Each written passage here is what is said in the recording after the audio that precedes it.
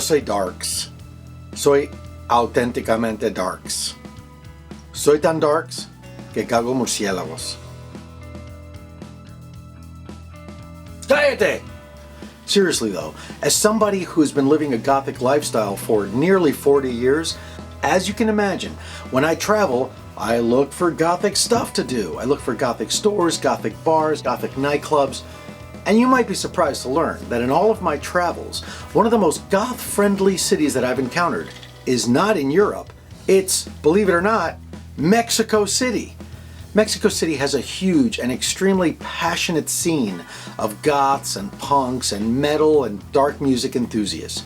And today, I'm going to show you some of the coolest places to go in Mexico City. And first, we're going to start with a little shopping. Take a look. Believe it or not, every single Saturday of the year there's a dark flea market, and it's called El Chopo. There you can find band t-shirts, CDs, Gothic clothing, spooky plush toys, Gothic accessories, and more. There are also performances by live bands that span punk, goth, metal, ska, and other darkly inclined musical genres, as well as advertisements for upcoming shows. El Chopo takes place every single Saturday of the year in the Buena Vista neighborhood of Mexico City, and it's a must-see if you're goth. Now, while I was in Mexico City, I went on a tour of Gothic clothing stores, and I want to share with you some of the amazing places that I saw. One of my favorite places is a place called Horror Boutique. Let's take a look. Our journey begins at El Zócalo, the main plaza at the center of Mexico's historic center, or Centro Histórico. My directions told me that Horror Boutique was in this building on the 4th floor. Could this be right? Walking up the stairs, there were certainly many occasions of thinking, this can't be the right place, but I pressed on nonetheless. When I finally saw this spooky sign, I knew I had arrived. Inside was a room bursting with gorgeous Victorian dresses, an absolute jewel box of corsets, Gothic finery worthy of an evil queen, or maybe a vampire princess, or a trio of supervillains. There are men's suits here as well, though not the kind you'd see on Wall Street, unless your investment firm is called Morgan Stanley. There were also beautiful Gothic accessories, and a small collection of Gothic housewares. As I walked through the shop, I spied a young man who turned out to be the owner, Ariel Mendez, with whom I'd have a lovely chat. Soy el dueño y diseñador de Horror Boutique. Y diseñador. ¿Y dónde se fabrican esta ropa? Toda la ropa es producción nuestra. Aquí mismo se hace. De este lado está el área de corte y de este lado está el área de costura. Ariel designs all of the clothes, and in the next room, a seamstress sews them all together. They make corsets and dresses, which are assembled and altered on these forms. It was then that I noticed the cathedral behind him. What could be a more perfect source of inspiration for making Gothic garments than a structure inspired by the Gothic cathedrals of Spain? When I re-entered, Ariel was helping gorgeous Mexican singer Mayumi Toyoda select a dress. Finding a variety of lovely pieces, she slid into the dressing room, which continued the horror theme with bats, skeletons, and other Gothic imagery. When she announced that she was ready to emerge, Ariel pulled the curtain to reveal this lovely number. The dress was apparently too long, but since Ariel is not just the owner but also the designer, he was able to make alterations for her right on the spot. It was pretty incredible to see the dress that she chose cut quite a bit shorter by the very fellow who designed it. Ariel Mendez is clearly extremely talented and very passionate, and I'd strongly suggest a visit to Horror Boutique. Next, I went to the Roma neighborhood, which is called the epicenter of hipster culture, and I found my way to the Dr. Frankenstein shop. Right away, I was greeted by green lighting, skulls, and steampunk gear reminiscent of a mad scientist's lab. While the clothes at Horror Boutique lean heavily towards the romantic goth style, here the aesthetic seems decidedly more death rock and punk in nature. You can easily imagine coming here to get some new clothes when you're heading to that Misfits concert. Naturally, there are bats and skulls here like in any proper Gothic establishment, and of course, Frankenstein himself makes an appearance.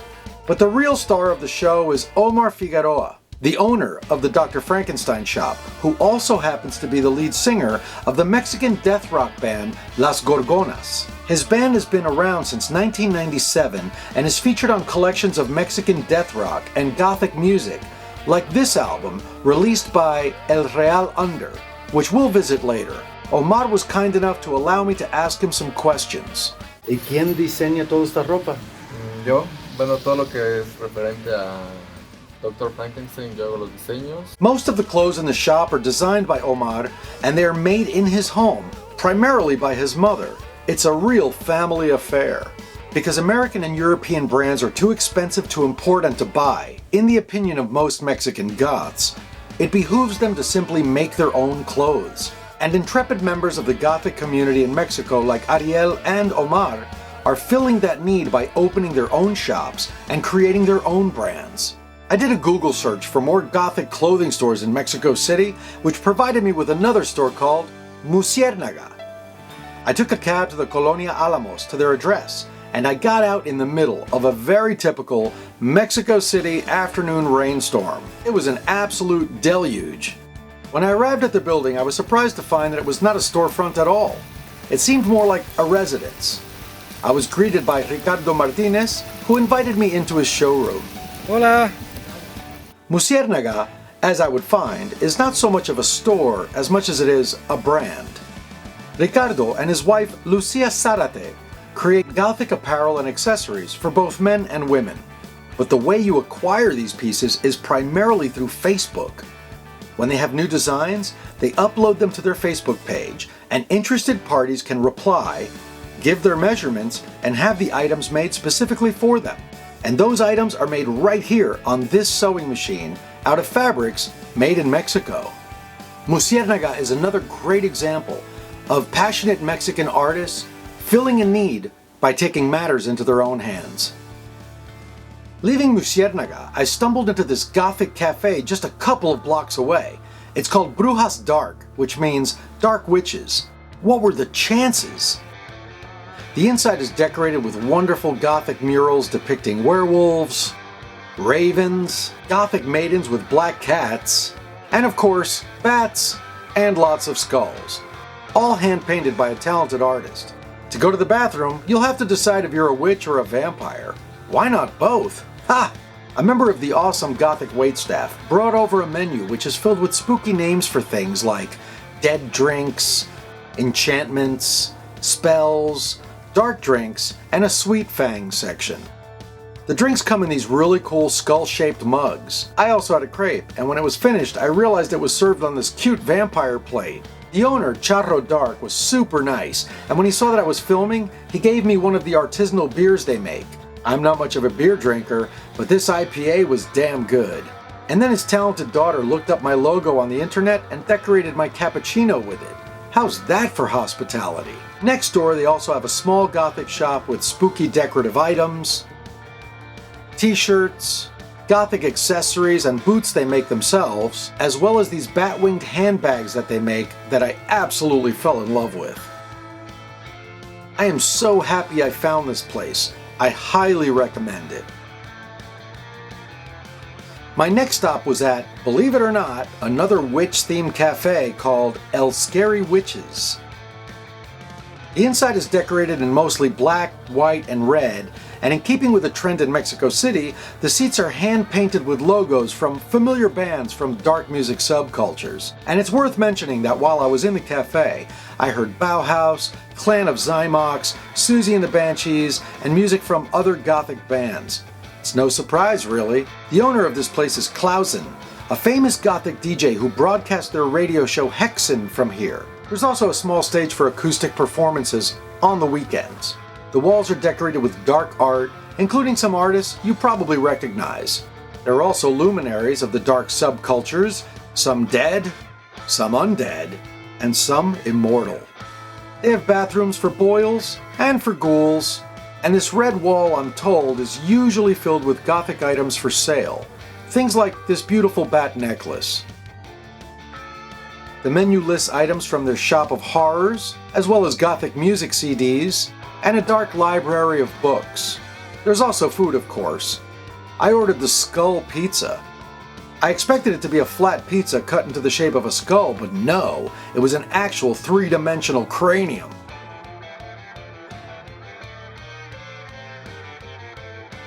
It comes with a spicy blood red sauce to dip it in if you choose. There are also spooky cookies, but they can be elusive. Run as fast as you can. You can't catch me. I'm the... Correction, my little ginger friend. Detective Voltaire always gets his man. Ha!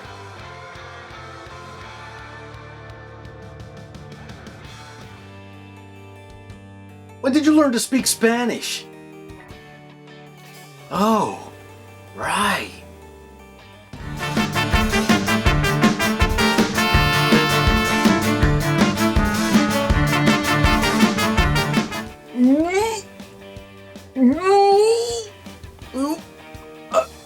Anyway, if I were to tell you that the next place I went to was another witch-themed cafe, I'd be lying. Because the next place I went to were two more witch-themed cafes. Take a look. My next destination was the Salem Witches Cafe in the Colonia Narvarte. Step past the Sphinx and you'll find yourself in a cozy cafe with lots of artificial foliage and gnomes and witchy decorations. Another cute kitschy themed decor. And of course, the obligatory nod to every witch's favorite familiar. One of the tables had this beautiful pagan calendar design. And they're not subtle about what their favorite city is. But it's not all kitsch. Upstairs there's some real witchcraft going on. In a space where you can find a host of courses, lectures, and ceremonies for aspiring and practicing witches alike. Strangely enough, they have a second location just 1 block away that has a small store of witchy items. I personally love these handmade dolls. And you can enjoy one of their delicious drinks atop a table full of potpourri, surrounded by the silhouettes of witches engaged in all manner of witchy activities. Okay, now that's all of the witch-themed cafes in Mexico City, right? Nope. Check it out. This is El Centro de los Antiguos Misterios, and it's a witch-themed cafe. I'm telling you, Mexico City is mad about witches. Inside is a warm, inviting cafe with dry herbs hanging from the ceiling. In the back, there's a glowing artificial fireplace upon which lives a family of dolls. Most of the walls are covered in wonderful chalk drawings that bring to mind images of magic spells and incantations, but also of learning, which might make sense to you in a moment. I was pretty sure this guy was the owner. All of these elements exist under a giant tree. Enter through this arch, and you will find a counter where you can order from a large selection of drinks and a small selection of food items. There's also a small shop for buying statues and other witchy curios. And there's this large pantry where you can buy spells labeled things like lion's teeth and an old man's beard hairs. And where do these come from? Well, as it happens, the back room is a witchcraft school. Take that, Harry Potter. Under the trained eyes and minds of resident witches, you can learn how to make spells of your own. I opted for a delicious panini, but I wasn't alone. A certain someone was hot on the trail of my sandwich, and when he saw my shake, he seemed to say, are you gonna drink that because that looks pretty damn delicious. Never mind that I said I was gonna drink it, but you know, best not to piss off a witch in cat form. Sadly, shortly after visiting that place, it was mysteriously gone, and Google listed it as permanently closed. But I would recommend to interested parties that you reach out to them through their Facebook page or their website to see if they're going to open up somewhere else. Now, I'm going to take you to Mexico City's most goth-friendly cafe, a place called Bizarro Cafe. Take a look. Bizarro Cafe is located in the Colonia Roma, and boy do they love skulls there. Their logo is a skull, and when you step inside, the first thing you'll notice is that the back wall is completely encrusted in skulls. The tables are decorated with album covers that any dyed black-in-the-wool goth will recognize, And I have to tell you that every single time I've ever been there, they've played pretty much nothing but goth music and dark 80s. Bizarro has 3 different sections, and if you go up the block a bit, you'll find another entrance with another bar and, well, more skulls. They serve the same food and drinks at both. It's just a quirky detail of the place that they split it in 2. You'll also find a small display case of souvenirs in case you want to bring a piece of the place home with you. At night, this place really picks up, and a lot of the dark folks of the local punk, goth, and metal scenes come by here for a meal or a drink. And that's not all. Walk around the corner to their 3rd entrance, and you will enter El Foro Bizarro, their live music venue and dance club. Klaus Nomi beckons you to enter a dark room full of macabre sculptures, adorned with ghoulish Aztec images of death, and of course, more skulls. Some of them phosphorescent. There is also sexy Gothic furniture on which to sit, and another bar around the corner that looks like something out of the Dark Crystal. And because it's a live venue, you can catch a local punk band while you're there.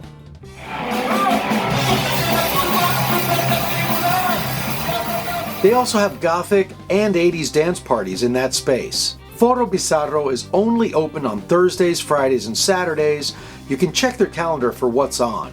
If straight up Gothic is more your thing, just walk a few blocks up the street, look for the local goth crowd lurking around a graffiti-covered wall, and you will have found El Real Under, the local goth club. The bottom of this 3-story venue is a bar where they serve food, wine, and beer. Ascend the skeleton-filled hallway to the 2nd floor, and you'll find a nearly always packed area with a bar and DJ. Check your coat at the bat, because it gets very crowded and very hot. Or climb the stairs to the 3rd floor where there's another bar that's quieter. Sometimes it's downright dead. The skull motif that's so popular in Mexico in general continues here, but with an eerie blue glow. Also on the 3rd floor is a coffin famous for spooky Instagram posts. There's a room to chill out in under the watchful eyes of our patron saint David Bowie, or hit the always packed upstairs dance floor where local scene legend Lord Fer spins Gothic tunes and serves a serious dose of Gothic realness.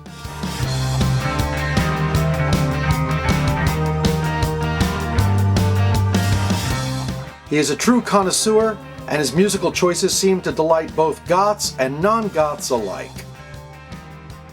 When the clubs have all closed, if you simply refuse to go home, join other vampires and revelers at El Centro de Salud. This after-hours party has a rather nondescriptive entrance, and to be honest, inside, with the exception of just 1 or 2 pieces of Gothic art, it really just looks like a kegger you're not supposed to be having when your parents are away. There's a downstairs that's simply too crowded and I dare say too dangerous for me to be able to even show it to you. But there was indeed a full working bar at 5 a.m., so I'll give it that much. And there you have it. I hope you've enjoyed seeing this cross-section of goth-friendly places in Mexico City where you can eat and you can shop and you can dance. And if you go, I hope you will visit these establishments and support Mexican artists and entrepreneurs. They truly have an extremely warm and passionate scene there, and I'm certain that if you visit Mexico City, you're gonna love it as much as I do. And Orville, if you ever stop being a dude... Where'd he go? México. Que Dios te proteja.